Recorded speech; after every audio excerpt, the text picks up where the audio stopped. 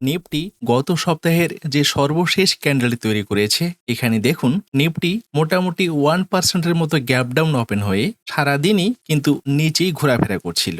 আর এইখানেই আমরা হয়তো অনেকেই আতঙ্কিত। কেন আতঙ্কিত? এই মুহূর্তে আতঙ্কিত হওয়ার একটাই কারণ যে আমি এখানে মার্কেটকে বুলিশ ভেবে আমার সমস্ত ক্যাপিটাল এখানে লাগিয়ে দিয়েছি। আর এখন যদি নিফটি নিচে আসে সেক্ষেত্রে কিন্তু আমার স্টকগুলোও নিচে আসবে। স্টকগুলো হোক ফান্ডামেন্টালি স্ট্রং। নিফটি যদি নিচে আসে তো স্টক নিচে, আর স্টকগুলো নিচে আসা মানে আমার পোর্টফোলিও কিন্তু রেড থেকে ডিপ রেডে পৌঁছাবে। আর সেখানেই আমাদের মনে হতে থাকবে যে আমি এখানে বিশাল বড় একটা ভুল করেছি, এখনো যে ক্যাপিটালটি পড়ে আছে এটিকেই আপাতত বাঁচিয়ে রাখি। তাই এখানে লস বুক করে এক্সিট, যেটা কিনা একেবারেই ঠিক নয়। আর এই কারণেই মানি ম্যানেজমেন্ট করা। আমরা যদি সঠিকভাবে মানি ম্যানেজমেন্টটুকু করতে পারি তো মার্কেট যতই নিচে আসুক না কেন আমাদের কিন্তু এখানে ঘাবড়ানোর কোনো ব্যাপারই থাকবে না। তবে সময়টা আমাদের অবশ্যই বেশি লাগবে, কিন্তু যদি সেই স্টকটি হয় ফান্ডামেন্টালি স্ট্রং, আর যদি আমি সেখানে সঠিকভাবে মানি ম্যানেজমেন্টটুকু করে এন্ট্রি করেছি, তাহলে কিন্তু টার্গেট হিট করা পর্যন্ত আমি অপেক্ষা করতে পারবো। সেই সময়টা হতে পারে 6 মাস, হতে পারে 1 বছর। আমি হয়তো 1 মাসের জন্য এন্ট্রি করেছি, কিন্তু টার্গেট হিট করতে যদি 6 মাসও লাগে আমি সেখানে টিকে থাকতে পারবো একটাই কারণে, যদি আমি সেখানে সঠিকভাবে মানি ম্যানেজমেন্টটুকু করে থাকি। আর এই মুহূর্তে যদি আমরা নিফটি ভিক্সের টেকনিক্যাল চার্ট দেখতে চাই, এখানে দেখুন নিফটি ভিক্স এখন দাঁড়িয়ে আছে 14তে, মানে গত শুক্রবারই কিন্তু এখানে 12 থেকে 14 চলে গেছে। আর এটাই ইশারা করছে যে মার্কেট হয়তো সামনের দিনে হাই ভোলাটাইলে চলে যাবে। আর হাই ভোলাটাইল থাকার কারণে খুব শর্ট টার্মেই নিচে আসবে, আবার খুব শর্ট টার্মেই উপরে চলে যাবে। আমরা সেই নিচে আসা আর উপরে যাওয়াটাকে হয়তো ধরতেই পারবো না, আর নিফটি ভিক্স থেকেই আমরা সেটা বুঝতে পারি। আর এটি সেই 2 লাখ টাকার পোর্টফোলিও, যে পোর্টফোলিওটি শুরু হয়েছে 1 এপ্রিল 2024 থেকে। এখানে এখনো পর্যন্ত রিয়েলাইজড গেইন 24,340। কিন্তু এটাই শেষ কথা নয়, এখানে এখনো পর্যন্ত কত পার্সেন্ট গেইন করলাম আমাদের উচিত এই বিষয়ের দিকেই নজর রাখা। কিন্তু এখানে আর একটা যেটা বিষয় আছে, এখানে দেখুন 29 জুলাই থেকে আমার এখানে কয়টি স্টক টার্গেট হিট করে দিয়েছে? 1, 2, 3, 4, 5। এই 5টি স্টক গত সপ্তাহেই এখানে 5% টার্গেট হিট করে দিয়েছে।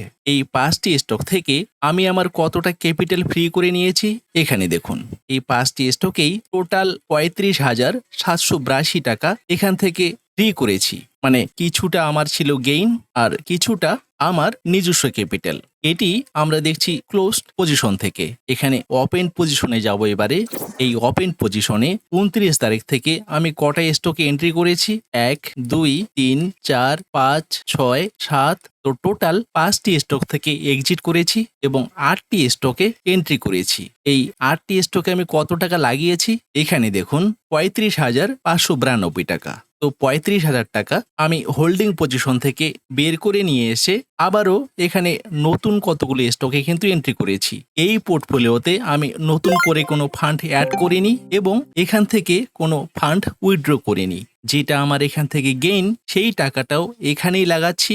আর যেদিনে আমাদের এই টার্গেটগুলো হিট করবে সেদিনই এখান থেকে এক্সিট করার পর সেই টাকাটাকে আবারও এখানেই লাগাবো। আর এই বিষয়গুলো আমি শেয়ার করছি শুধুমাত্রই লার্নিং পারপোজ।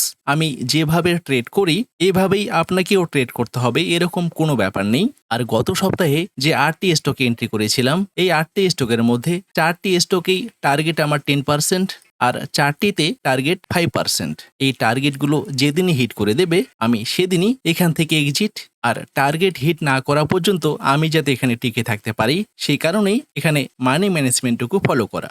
তো এখন আমরা দেখে নেব আগামীকাল একটা নতুন সপ্তাহ শুরু হতে যাচ্ছে। আগামীকাল থেকে আমরা কোন কোন স্টকে র্যাডারে রেখে ফলো করতে পারি এখন আমরা সেই স্টকগুলোই দেখে নেব। তবে যে স্টকগুলো নিয়ে আলোচনা করব কোনোটি রিকমেন্ডেশন নয়, আমি শুধু লার্নিং পারপোজ এই সমস্ত স্টকগুলোকে নিয়ে আলোচনা করব। আপনি যদি এই সমস্ত স্টকে ট্রেড করেন অবশ্যই নিজস্ব অ্যানালাইসিস ট্রেড করবেন। তো আগামীকালকের জন্য আমরা টোটাল 2টো স্টক দেখে নেব, যে 2টো স্টককে শুধুমাত্র আগামীকালকের জন্যই র্যাডারে রেখে ফলো করব। কিন্তু আগামীকাল থেকে যেহেতু একটা সপ্তাহ শুরু হতে যাচ্ছে তাই আগামী সপ্তাহের জন্য আমরা একটি স্টকে র্যাডারে রেখে ফলো করব, যে স্টকে আমরা উইকলি টাইম ফ্রেমে এন্ট্রি করে টার্গেট রাখতে পারি 10%। তো ডেইলি টাইম ফ্রেমে আমরা প্রথমেই যে দুটো স্টক দেখে নেব, তার মধ্যে প্রথমটি MSTC এলটিডি, যে স্টকটি এখানে দেখুন শুধুমাত্র স্টকেস্টিক 20 লেভেলের নিচে ক্লোজিংটা দিয়ে দিয়েছে। এখানেও শুধুমাত্র স্টকেস্টিক 20 লেভেলের নিচে ক্লোজিংটা দিয়েছিল। এখান থেকে কিন্তু আমাদের 5% টার্গেটটি হিট করে দিয়েছে।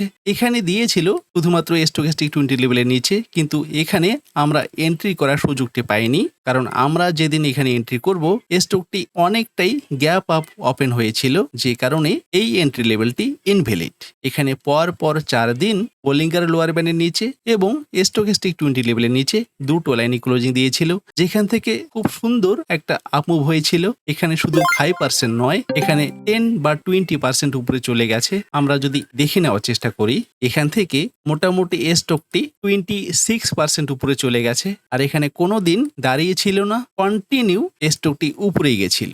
এখানে কন্টিনিউ যেমন স্টকটি নিচে আসছিল, ঠিক কন্টিনিউ উপরে গেছিল। এখানে একদিন শুধুমাত্র স্টকেস্টিক 20 লেভেলের নিচে ক্লোজিং দিয়েছিল, আর এখান থেকেও আমাদের 5% টার্গেট হিট করে দিয়েছে। তো প্রিভিয়াস যতগুলো লেভেল আছে সবগুলো থেকেই আমাদের টার্গেটগুলো হিট করে দিয়েছে, আর সেই কারণেই এই স্টকটিকে আমরা র্যাডারে রেখে ফলো করতে পারি। স্টকটি যদি আগামীকাল খুব একটা গ্যাপ আপ ওপেন না হয়ে যায়, তো আমরা এই স্টকে হয়তোবা মানি ম্যানেজমেন্টের সাথে এন্ট্রি করার চিন্তা ভাবনা করতে পারি। তবে এন্ট্রি করার মাত্রই আগের মতো করে টার্গেট হিট করে দেবে এরকম কোনো ব্যাপার নেই। মার্কেট যদি নিচে আসে, মানে নিফটি যদি নিচে আসে, তো স্টকটিও নিচে আসতে পারে। যদি নিচে এখানে 5% চলে আসে, তো আমরা এখানে অ্যাভারেজ করব, টার্গেট রাখবো 5%। যেদিন এই দুটো টার্গেট হিট, সেদিনই এখান থেকে এক্সিট। তবে কোনো একটা স্টকে এন্ট্রি করার আগে মানি ম্যানেজমেন্টটি খুবই ইম্পর্টেন্ট। যেহেতু আমরা এখানে কোনো রকম স্টপ লস ইউজ করব না, তাই টার্গেট পর্যন্ত আমাদের টিকে থাকতে হবে, আর টার্গেট পর্যন্ত টিকে থাকতে গেলে মানি ম্যানেজমেন্ট করে নেওয়াটা খুবই জরুরি।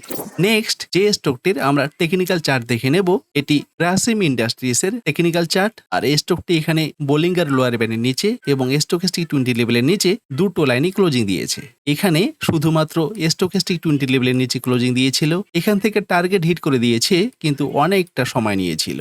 আর এখানে আমাদের দুটো প্যারামিটারই ম্যাচ করে গেছে, যেখান থেকে আমরা টার্গেট রাখতে পারি 5%। যেদিনে আমাদের টার্গেটটি হিট করে দেবে, আমরা সেদিনই স্টকটি থেকে এক্সিট করতে পারি। তবে আগামীকাল স্টকটি যদি খুব একটা গ্যাপ আপ ওপেন হয়ে যায়, তো আমরা স্টকটিকে অ্যাভয়েড করতে পারি। তাই লাইভ মার্কেটের সিচুয়েশন দেখেই আমরা সিদ্ধান্ত নিতে পারি এখানে আমরা এন্ট্রি করব কিনা।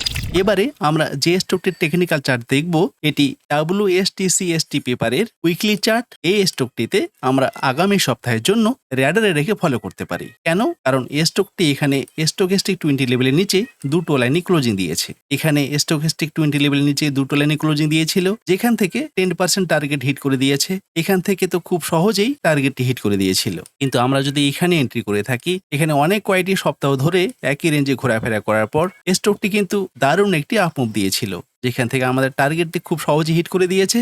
আর আগামী সপ্তাহের জন্য আমরা যদি এই স্টকটিকে র্যাডারে রাখি, তো এই স্টকটিতে আমাদের টার্গেট থাকবে 10%। যেদিনই এই 10% টার্গেটটি হিট, সেদিনই এক্সিট। কিন্তু এখানে এন্ট্রি করার পর স্টকটি যদি 10% নিচে চলে আসে, আমরা এখানে অ্যাভারেজ করতে পারি, টার্গেট রাখবো 10%। কিন্তু তারপরেও যদি নিচে আসে, এখানে কোনো রকম অ্যাভারেজ নয়, এই দুটো এন্ট্রি টার্গেট আমাদের যেদিনই হিট, সেদিনই এক্সিট। আর সে কারণেই আমরা এখানে সঠিকভাবে মানি ম্যানেজমেন্টটুকু করে নেব। যে টাকাটা হয়তো আমাদের 6 মাসেও দরকার হবে না, সেই টাকাটাই এখানে আমরা লাগাতে পারি এবং টার্গেট পর্যন্ত অপেক্ষা করতে পারি। তবে এই সমস্ত স্টক কখনোই রিকমেন্ডেশন নয়। আপনি যদি এই সমস্ত স্টকে এন্ট্রি করেন, অবশ্যই নিজস্ব অ্যানালাইসে এন্ট্রি করবেন। আজকের মতো এইটুকুই। ভিডিওটি যদি ভালো লাগে, লাইক ও শেয়ার করবেন, কমেন্ট বক্সে আপনার মতামত জানাবেন। দেখা হচ্ছে নেক্সট ভিডিওতে। ধন্যবাদ, ভালো থাকবেন।